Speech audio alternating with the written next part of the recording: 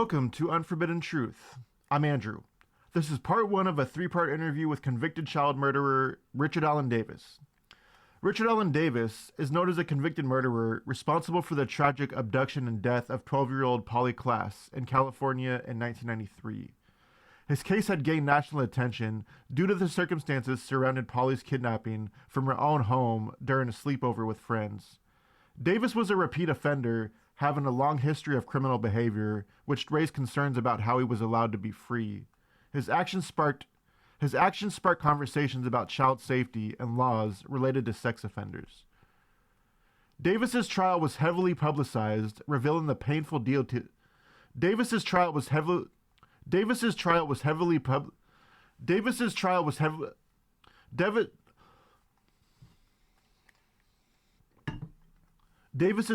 heavily Richard Allen Davis's his trial was heavily publicized, revealing the painful details of Polly's disappearance and the aftermath for her family.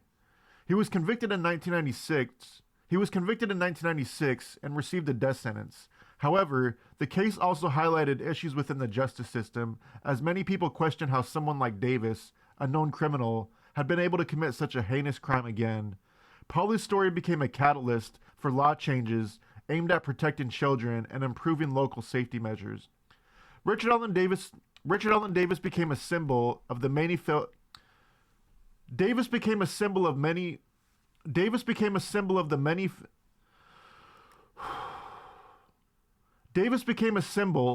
failures in the system that allowed violent offenders to continue living in society. Following Polly's death, her family became advocates for stricter laws against sex offenders and better community safety. They had worked tirelessly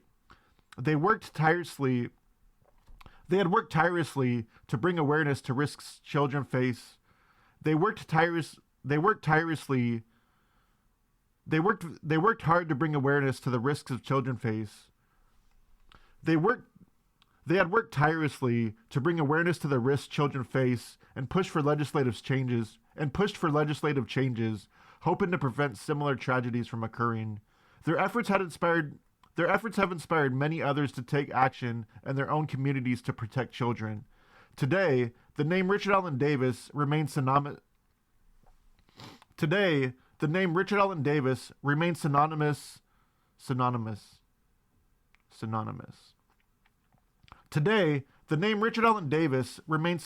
with the discussion surrounding. Oh God. Today, the name Richard Allen Davis remains synonymous with the discussion surrounding criminal justice reform and child safety. His case serves as a chilling reminder of the potential dangers present in communities, leading to increased emphasis on monitoring sex offenders and ensuring that more is done to prevent crimes against children. This dialogue continues as families and advocates strive to create safer communities. The dialogue continues as families and advocates strive to create safer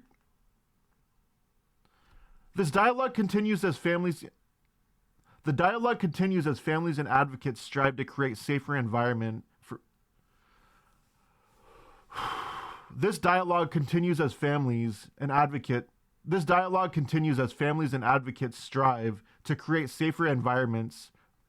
for future generations. This dialogue continues as families and advocates strive to create safer environments for future generations. Davis is currently incarcerated, and his life story reflects the broader issues of crime, punishment, and rehabilitation. While some argue for strong penalties for offenders like him, others encourage reform and focus on prevention tactics. The complexities of his case keep it relevant in discussions about how society addresses crime. The complexities of his case keep it relevant in discussions about how society addresses crime and works to protect its most vulnerable members. Richard Allen Davis is not just a name, he represents a pivotal moment in the light for justice and safety for children. Here's part one of my interview with convicted child murderer Richard Allen Davis. This is Global Tel Link. You have a prepaid call from Davis.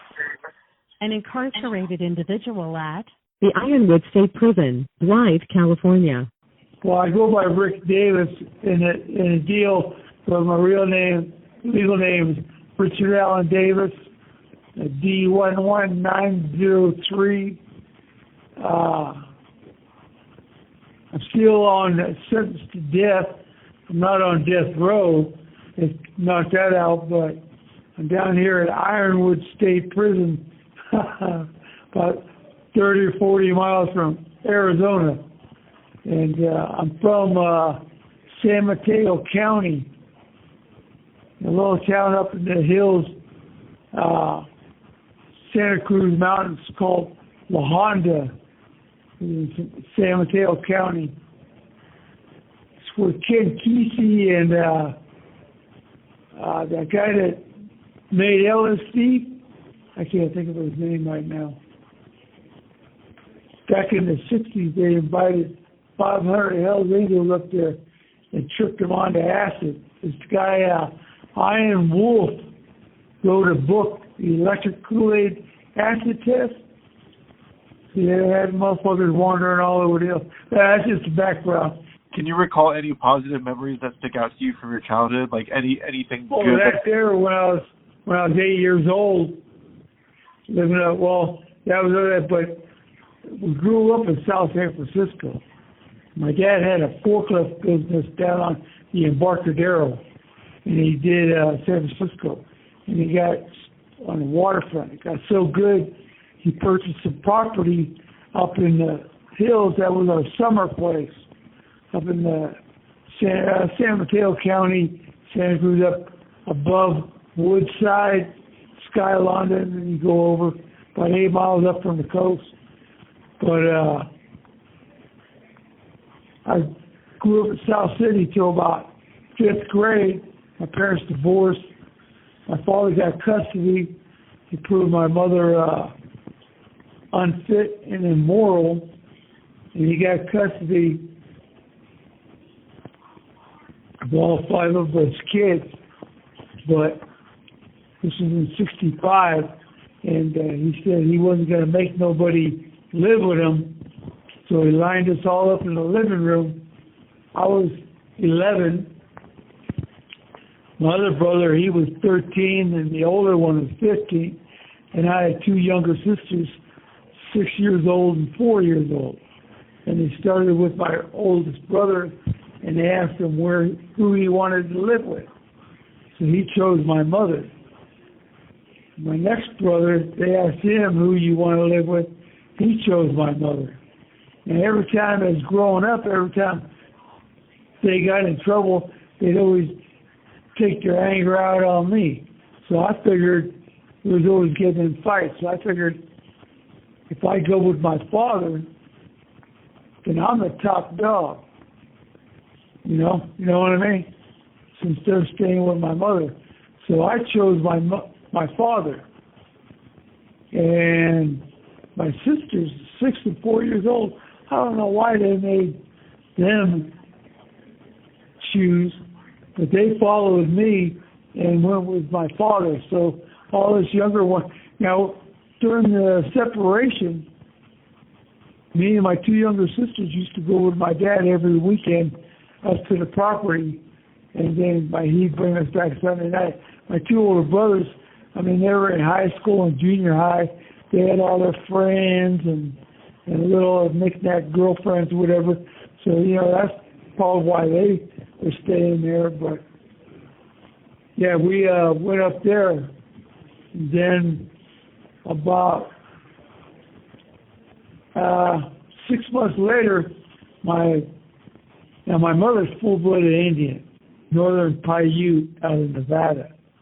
And her mom and stepdad, our grandparents came up to see us, and my dad had bought a 20 by 60-foot trailer with a big double expanders, and had his living. Everybody had their own bedroom and everything.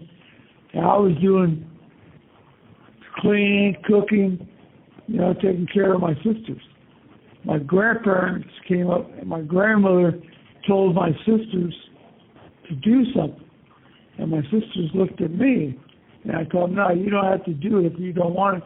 And my grandmother says, well, who are you to tell them, that they don't have to follow what I say? I said, man, I've been up here raising them, cooking and cleaning for them. This is the first time you guys showed up in 6 months. They got to follow you. So they went back and started telling everybody that we were wild, we're living like savages up there. So my dad got his mother, he's white, from Little Rock, Arkansas, came out to run Dust Bowl, the Great Harass shit, and she came up, old Okie woman, and she didn't like living up there, so he went and put a mortgage on the property and got a house in Chachula. And we were down there. Now, my grandmother, we never been around her much. When we were younger kids, they lived out on the outskirts of Chachula, across the tracks, in a little outskirt town called Dairyland. A bunch of blacks, poor white trash people. They had outhouses. They had running water in the sink, but they had an outhouse to go in. And we couldn't do that. But they lived close to dairy, and we asked my mother one time why they painted the ceiling black. And my mother started laughing, and she goes, "Watch this." She went and got a broom, and it was all flies, man, from the dairy. She hit them, and they went flying there. We went screaming out the house. So my father's people hated my mother. They looked down on her worse than Mexicans. And these are poor white trash motherfuckers. I mean, our father came to the Bay Area and made something of himself. He tried to get his brothers to come work with him, but they only stayed for about a month. And they missed the family. We're going to go back. My father told them, get the fuck out of here then. So this lady, the old lady, got strict rules. Anyway, her and my sister got in an argument. And they did something. And my sister told her she was going to tell my dad. And my grandmother looked at her.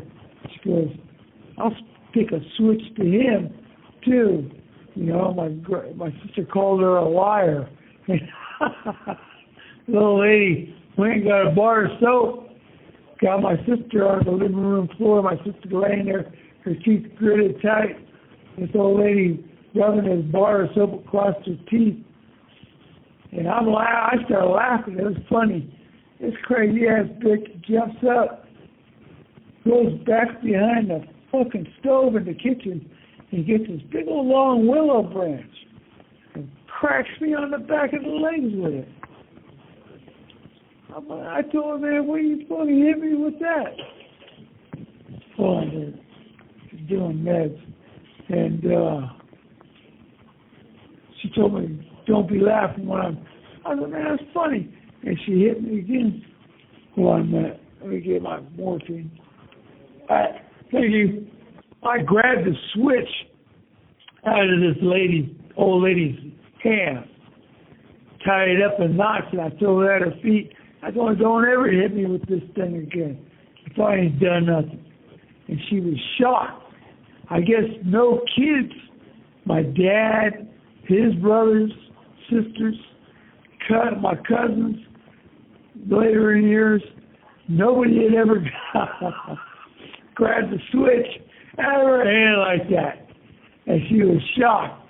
So she called my uncles. They had my father's two younger brothers. They had a hay hauling business.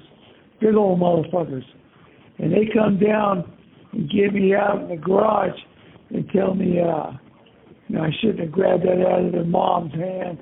I told her, well, I didn't do that. That ain't the point. I said, but I didn't do nothing.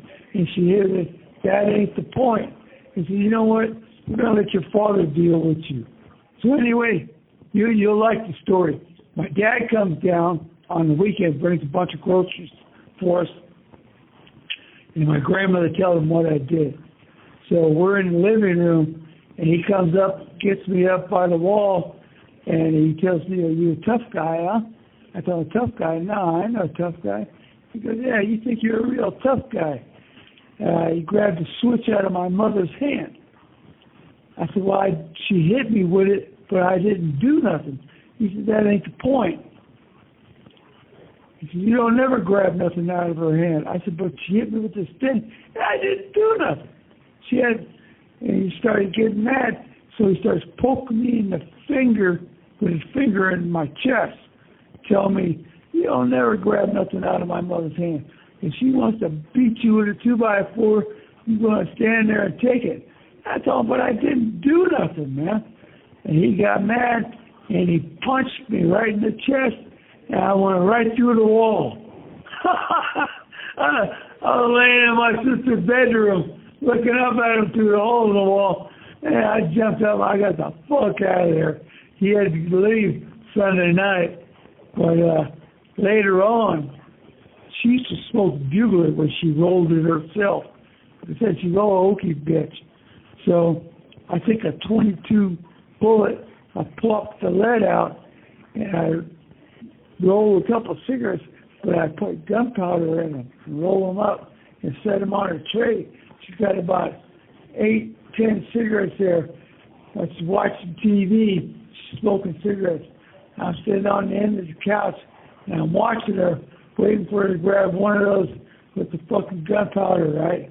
This fucking bitch grabs a cigarette, goes to light it, fucking got it on her lips. They're all wet, so the thing is stuck.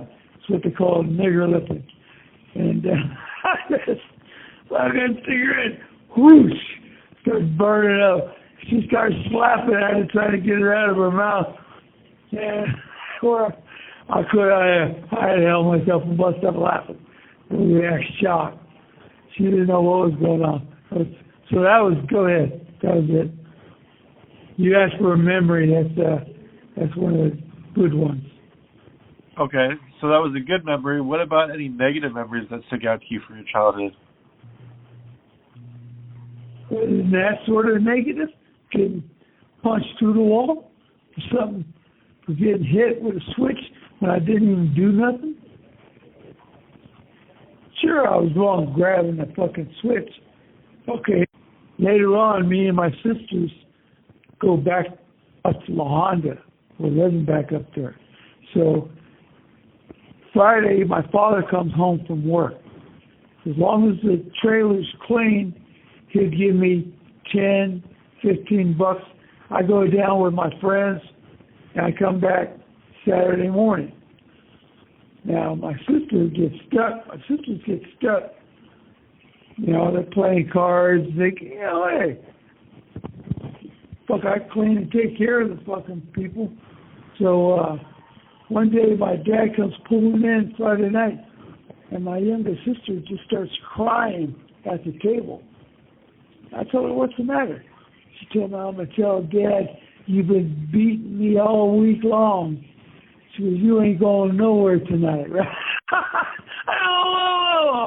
I don't do that. Now, you know, my other sister had died a year earlier, so this was the only daughter he had. And she got to tell him this, man. I don't know how to say. My father coming through the door, and he said, "Why are you crying?" "Rick's been beating me all week long." Now, my father's a longshoreman. He had to sell the business, pay off his dues, gave my mother the house in San Francisco, kept the property up there. But he ended up joining the longshoreman union. He had contacts. He's a big old motherfucker. So he comes over and grabs me by the front of my shirt. He tells me, "You're a real tough guy, huh?"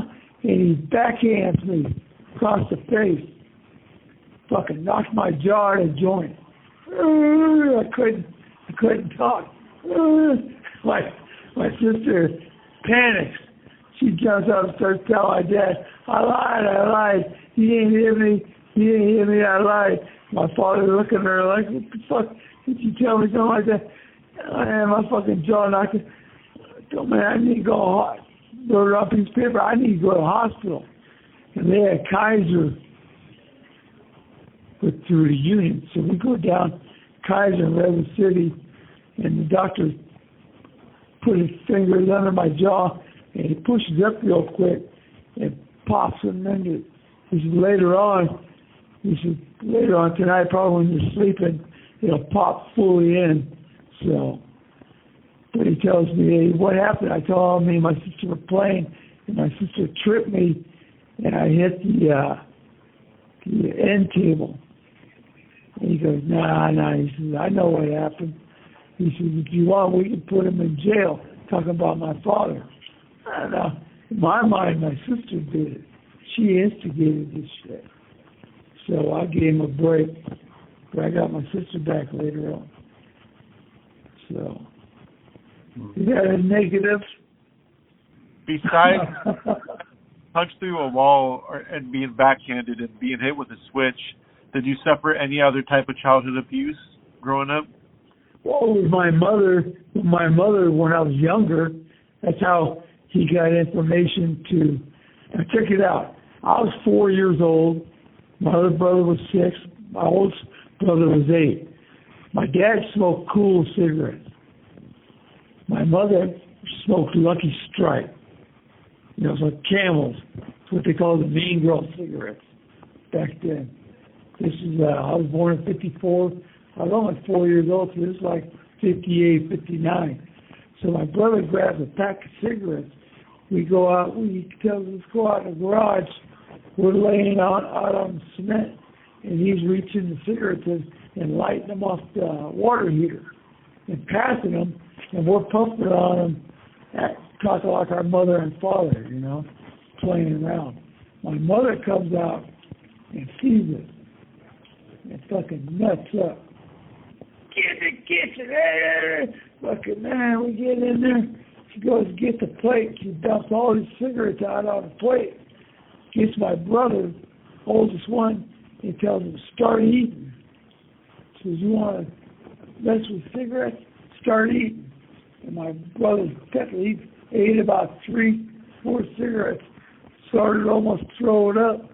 My mother tells him, you want to play with fire? Getting lighting them off the water heater. She goes over to the stove and turns the flame on high. Grabs my brother, drags him over, and sticks his hand over the flame. Burning the fuck out of his hand. He's screaming. Fucking got his feet up on the stove, trying to push away. My mother standing behind him, holding his hand. Fucking, she gets done with him. He's over by the sink on the floor crying. She goes to my next brother, tells him to start eating the cigarettes. He fucking, he ate about 3 of them and started gagging. She told him, you want to play around with fire? Here's what happened. She grabbed him, took him over the stove, burning the fuck out. Why I didn't run, I have no idea, man. I just petrified, man. And she burns the fuck out of his hand. Just that she comes over to me. I'm sitting there. I'm only 4 years old. She tells me to start eating the cigarettes. I ate 1 or 2, chewed on them. I couldn't swallow them. I spit them out. She goes, this is what happens when you play with fire. And she grabbed me and dragged me over to the fucking stove. It's got my hand over it. Now, what I remember is making a fist, closing my fist, trying to get away from the flame, right? Instead of my hand flying up, if I make a fist, it'll get the other part of the hand, outer hand, then I'll open the hand back up. But the fingernails started getting hot. And, oh man, that was worse than the hand being burnt. And so after screaming, she let me go, right? And we're laying down on the floor. My father comes home that night, and we're down on the floor screaming. Our hands are all fucked up. You could tell them they're burnt, like blistered or whatever. And he takes us to the hospital. I don't know what he told them, but nobody never did nothing. You know, I don't know what he told them, how we got our hands burnt. But that's one of the instances. Then when they were separated, my grandparents were high in the Indian scene in San Francisco. They were full-blood. My grandfather played the drums, sang. My grandmother made buckskin dresses and all that shit. And they knew all the people out in Alcatraz back then. And when they took over that, Nord Walls and all that. But my mother we started going down there, 18th and Mission down at the Indian Center. And my mother met these Indian dudes. This call and your telephone number will be monitored and recorded. He's fucking drunk. And I remember we go to the drive-in movie, and I don't know where my sisters were, but me and my brothers were in the front seat watching at Geneva Drive-In there in San Francisco, over by the Cow Palace, watching the movie, and I'm hearing this noise in the back seat.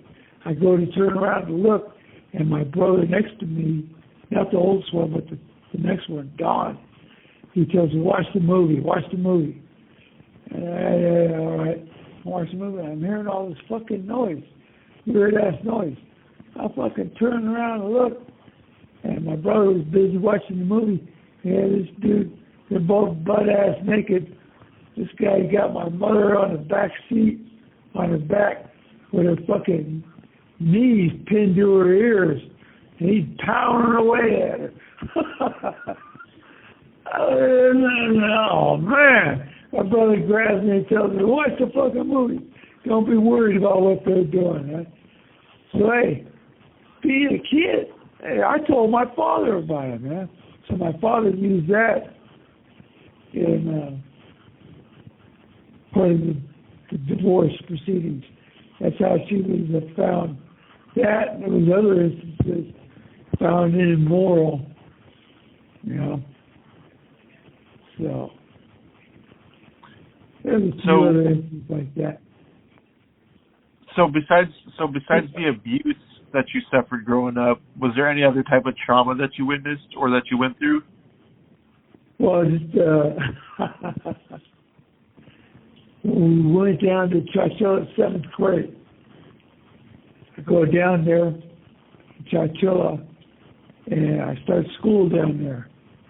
And my dad wanted us to get us out of the hills. We're living with his mom, the house he built. Now, my brother came to live with us. I don't know why. They wouldn't tell me why he left my mom and came up there. I asked my dad, what's he doing here? That's my son. If he wants to live with us, he can live with us. All right. So me and my sisters were leery of him because we didn't know why he was up there. He was going to fuck us over. All right. So I'm in school, and there's a white girl in front of me. Now, at this day, I can show you a photo of what I looked like in the 6th, 7th grade. I almost was Mexican. I was darker hair and all that. So, and today, I'm more white. But it's mostly predominantly white kids. So I ain't even tripping on it. I don't tripped it on half Indian. So I'm messing with this girl, you know, 32. She's a good-looking broad, and she keeps turn around. So if I don't leave her alone, she's going to have a boyfriend beat me up. I mean, you ain't got no boyfriend. So anyway, I beat up this other dude, Dennis Anderson. We're hanging out. We're doing all fucking shit. Now, up in the hills, I used to, the post office box had a little dial, had like A, B, C, D, E, F, G, H, and you would do a little combination. You could open up your post office box.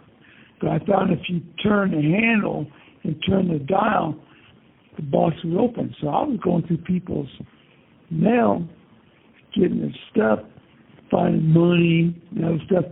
All the other letters and shit I'd throw in the creek over by the embankment.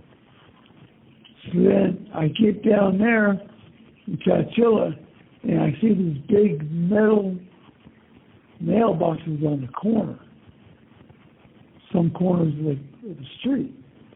So I get a tire iron one night, and I go and pry this motherfucker open, and all this fucking mail I scoop up, and I take down by the slough. They don't have rivers or creeks. They got these things called slough for irrigation when they run water. And I buy money orders, checks, all kinds of shit. So I go through the money. Now this girl, she starts fucking getting irritated with me messing with her.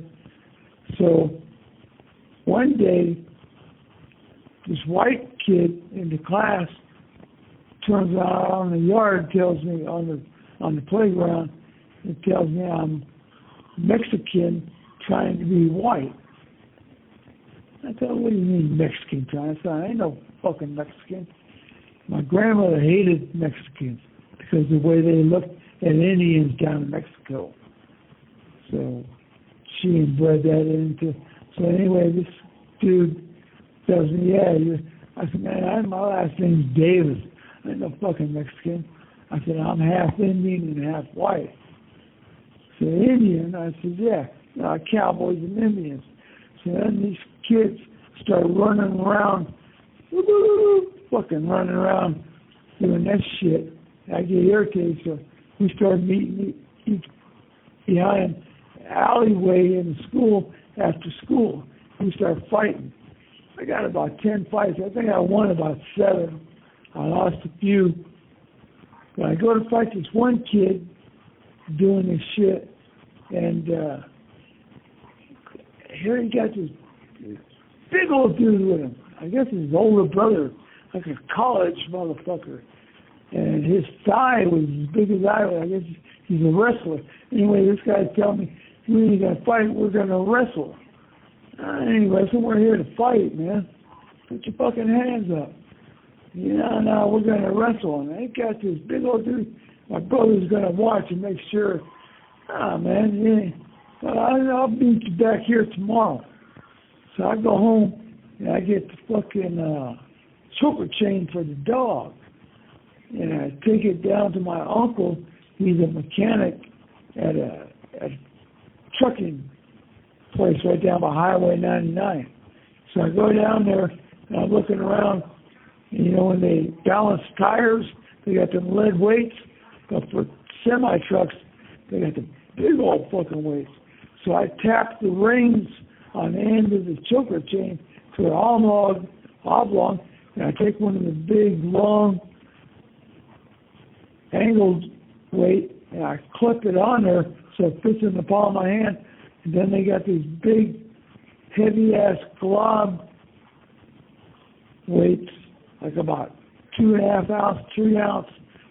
I clip that on the other one, and then I got this fucking... I go back over by the fucking liquor store where they got all these cardboard boxes, and this thing's tearing boxes up. The weight swinging it, hitting them. So I take this school, go meet these guys. I got it rolled up in my back pocket. I pull it out, and it's rolled up so it's only like about 8-10 inches hanging down from my fist, and I swing it. This call and your telephone number will be monitored and recorded. I hit the big dude up on the side of the head, and he drops right to the ground. His brother screams and starts to run, and I swing and crack him on the back of the head, and he's down on the ground. Looking, they're knocked out. So I leave, I go back home, and these guys are more fucked up than I thought it was. People in the backyards from the alley heard the commotion, and they look and see these two guys. They got fucking in the hospital. They were like in half-ass coma for about 3 or 4 days. The one told who I was. Then after they got me on that, then another kid told them about me prying open the mailboxes. So they got me in juvenile hall. I only was in school for about 2 months, maybe 3 months. Now I'm locked up in juvenile hall. They have me for attempted murder, 2 counts, attempted murder, fucking mail fraud, forgery, stealing from the U.S. government mail facility, all this fucking crap. I'm only 7th grade. So I finally get to the judge, and my father's there in the court, and the judge said, I'm going to be doing some time, but so they sentenced me to like 9 months in the juvenile hall. So by the time I get out, I got to go back in front of the judge with my dad, and the judge told my father he didn't want me in the county, that my dad had to take me back up to the hills, that he considered me a bad influence on other kids. So I go back to La Honda, and my sister's there, and my older brother are there with my grandmother. And we come down every other weekend for groceries for them. So one weekend we come down, and I get ready to walk up the house, and the front door's open. I see this older lady sitting on the couch. I'm thinking, who the fuck is the ain't no relative? I look to the side of her, and here's the girl that was sitting in front of me that was cute, and I was trying to fuck with, and threatened to have me beat up by her boyfriend. The first thought I had, man, this fucking bitch hunted me down. I hear them causing me more problems, telling me about me harassing her. Turns out my brother was her fucking boyfriend, man. Anyway, she wants to leave her husband, get a divorce, so my dad decides he's going to help her get a divorce. He moves up to fucking Reno, outside of Reno, Sparks, up on the side of the hill for the Air Force Base. And it's a residential divorce, 90 days, no property or nothing like that. But anyway, my brother is with this girl, but after watching and finding out, my brother, in order to fuck this girl, he's got to fuck the mother. And I'm thinking, man, what the fuck is this shit? He's fucking both of these fucking broads, right? And this old lady's trying to tell me and my sisters, call her mom. Nah, we can't call you mom. We got a mother, and she ain't about shit. So, But anyway, that's when my brother was getting it on with both of them. Then when my dad would come up every other weekend, my brother would go to a bedroom and be with his girlfriend, and my dad would be boning the broad down. I thought, man, this crazy ass bullshit, man. So there's another one. So, did you graduate from high school? No. I got kicked out towards the end of the second year. You mean Took me and another dude were standing down by the front door, and I took a pen, a writing pen, and they had these big electric heaters, coils, and I slipped a pin in there, and I caught on fire, and me and the dude booked. He ended up telling on me.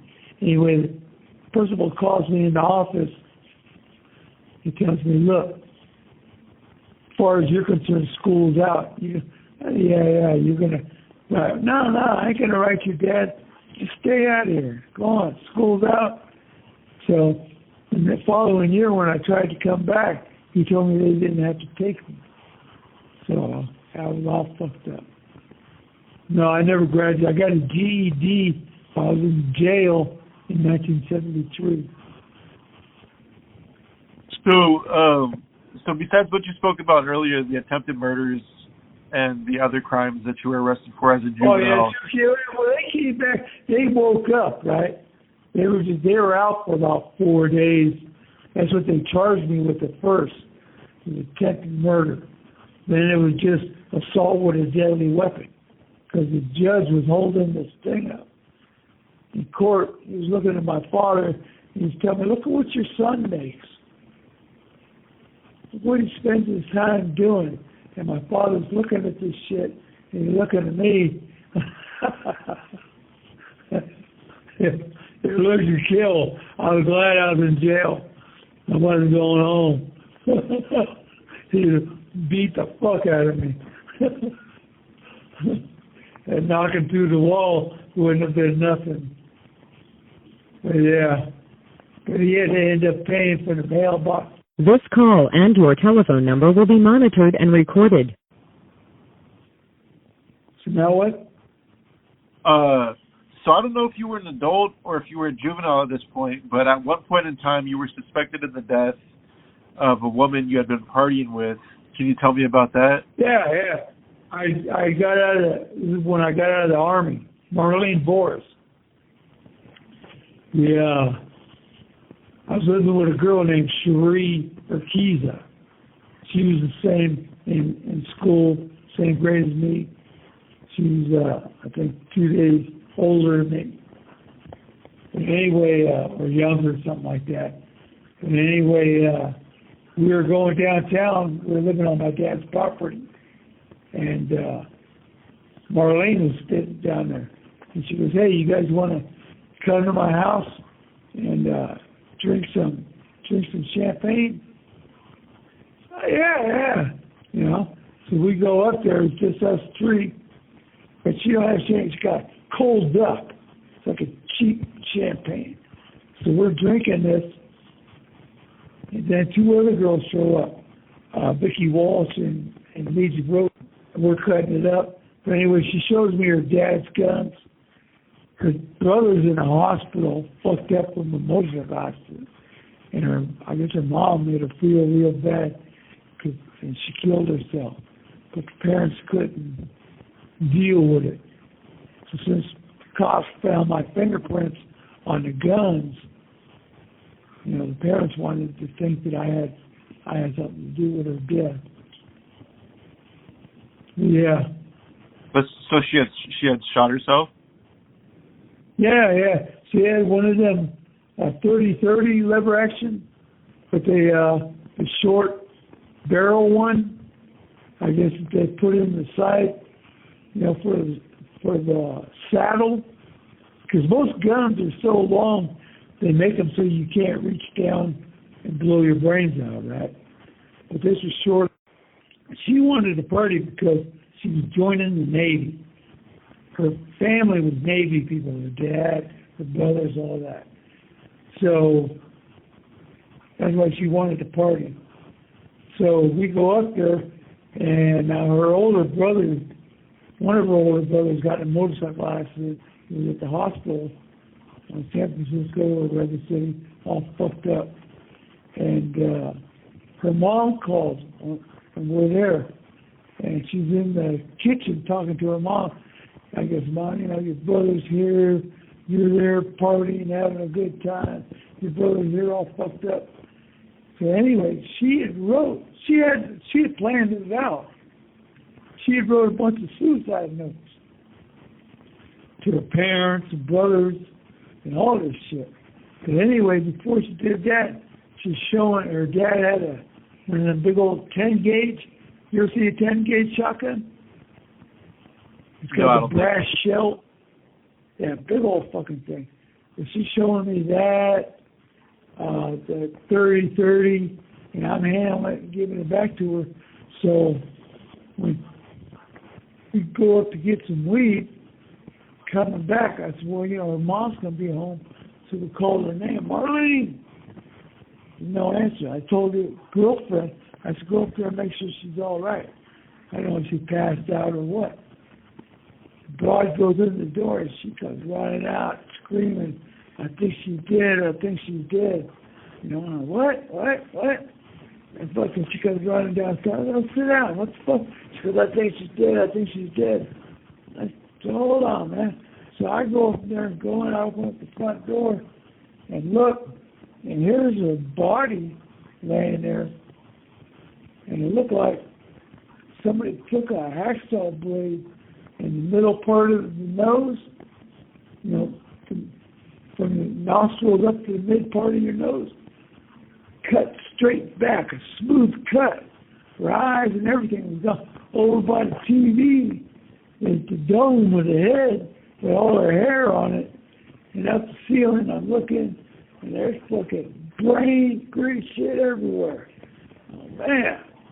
You know, and for some odd reason, I looked down at her in her head, and all the brains are gone, and just, man, she's fucking, the rifle's laying right next to her. So I go to the phone, and I call the sheriff. So I call the operator. So I needed the sheriff. She goes, what? I said that somebody committed suicide. And for some reason, the operator thought I was talking to myself. And she starts saying, oh, don't do it. It's not worth it. I said, no. Hey, me. I said, the girl's already laying on the floor with her head blowed off, man. So they get the address. I tell them, sheriffs, boys, they all know, the sheriff knows all of us. So we sit outside when the sheriffs come. They go up and look. And, man, other people come down. Her older brother and sister-in-law lived up on the next house, up on the hill. Her sister-in-law comes out and says, yeah, Marlene shot herself, man. And they're all tripping. And I know her mother, when her mother gets here, now I knew they knew me as kids. You know, hanging out with her older brother, Jerry, and all that. And I used to ride bicycles with her, me and her, all over town. And I knew once the mom came home, she's going to be all. So I asked the cops, hey, is it all right to leave? Yeah, we know where you live. If we got any questions, we'll come. All right. I told my girlfriend, man, I had stashed the weed down the road under a rock. Went and got the weed and went home. Oh, man, that was a trip. So that was her. But the parents wanted, since my fingerprints were on the guns, they didn't want to believe that the daughter killed herself. So they wanted to try and flip it on me, think that I did it, telling everybody, you know, I had something to do with it. Now, the brothers knew I didn't do nothing. Just the mom and dad. My dad saw him at the bar in downtown one night. And the mother tells my father, yeah, eye for an eye. You know, I tell my dad, what? She goes, yeah, eye for... Now, I'm in the county jail. And the sheriffs are telling me, yeah, Miss Boris is around town. She's got a 9mm in her purse. She said the first time she meets you, she's got to answer. I said, man, what's the case? Oh, we can't do nothing until she does something. Man, you bunch of sorry motherfuckers, man. You know I didn't have nothing to do with that shit.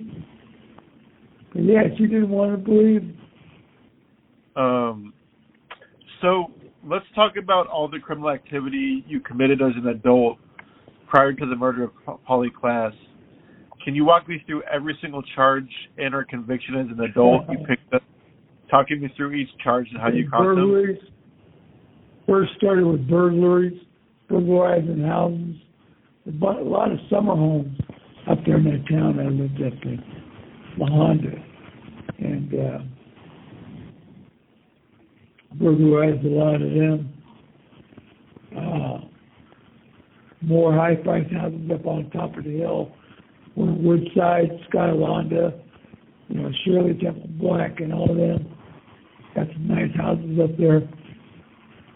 So then doing burglaries, got jail. Then next was, I met this dude in the joint. I had to go to the Bureau of Indian Affairs when I got out and got out of prison. I had a probation violation. I violated it. I had junk suspended. So I went back. I went to prison. I did about 18 months, and they got out. I already did a year at the county time for it. They made me do 18 months.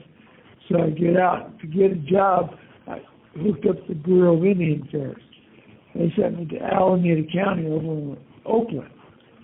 So they give me a job at a pallet company making pallets. So I met this dude in the joint. He's living at the same hotel I'm at down in Oakland on 14th and Harrison, called the Harrison Hotel. And we meet the dude. He's black eye. What fucked him up? I asked him what happened. He said his sister's husband beat him up. So he wants to get back at him. So he's telling me that they're making a loan from the house, for a house at the bank, and sister's picking it up, and I can get it from them at the South Hayward BART Depot. So I go along with it, and I don't know the area well. I get the bitch. She got the money in the purse, you know. She's thinking some kind of weird-ass crime. I told her it ain't nothing funny. Just shut the fuck up, and you won't get hurt. I drive down towards the freeway, Nimitz Freeway. There's a big old cement factory. I pull in, and I'm trying to figure out where the fuck I'm going to go. Now, I didn't know that the highway patrol station, you know, the state police that patrol the roadways, they're right down the road from where I'm at. And these people are driving by. Anyway, this dude sees, I'm in this broad Volkswagen, sees me parked there. He stops. He comes over. I guess he thinks something's wrong with the car. He come walking. I see the fucking cop walking at me, all in uniform. He's going to work. Fucking, I jump out of the car and I grab the money and start running. I go to hit the fucking Nimitz Freeway, hop the fence, and I ended up getting busted. I ended up going back to prison. So I think I do 5 years. I get out. That's for kidnap robbery. I pled guilty to simple kidnap robbery, and that's when I'm in prison in 1982. California passes the law SB 42. From everybody used to do indeterminate sentence. Used to get like 1 to 25 for the kidnap. I got 1 to 25 years. Plus the robbery, but the robbery ran with the 1 to 25. That was the controlling crime. So, but they passed this determinant where everybody got a set time. Everybody was no more,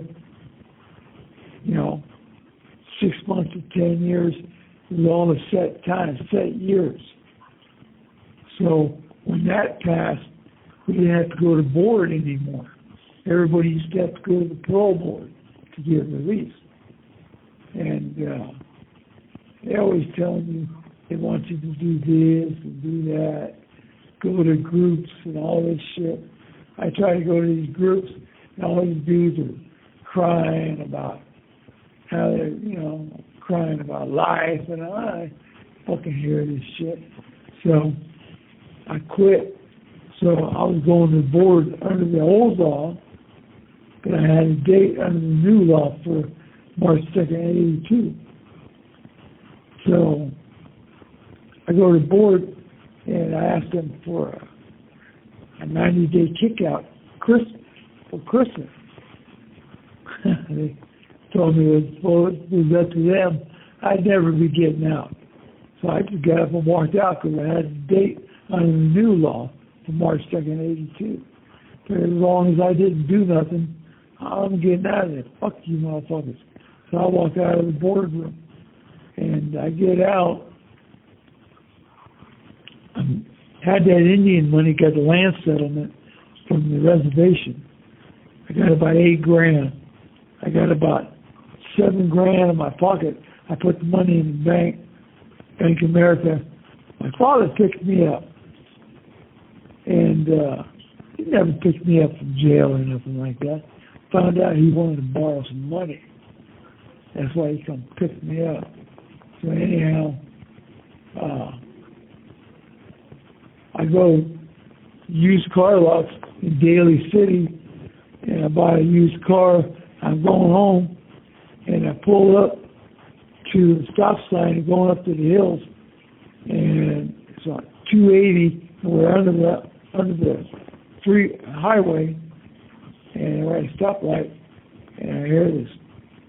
You know the sound of a cop car, how it idles, you can tell the sound of it. I'm sitting there and I hear this boom, boom, boom, boom, boom. I look over to the side, and I turn my head, and I see the white fender with the green stripe going down. Oh, man, fucking cops, sheriffs. So I figure as soon as the light turns green, I'll let them go first, because it goes from a 4-lane up to a 2-lane, one each way.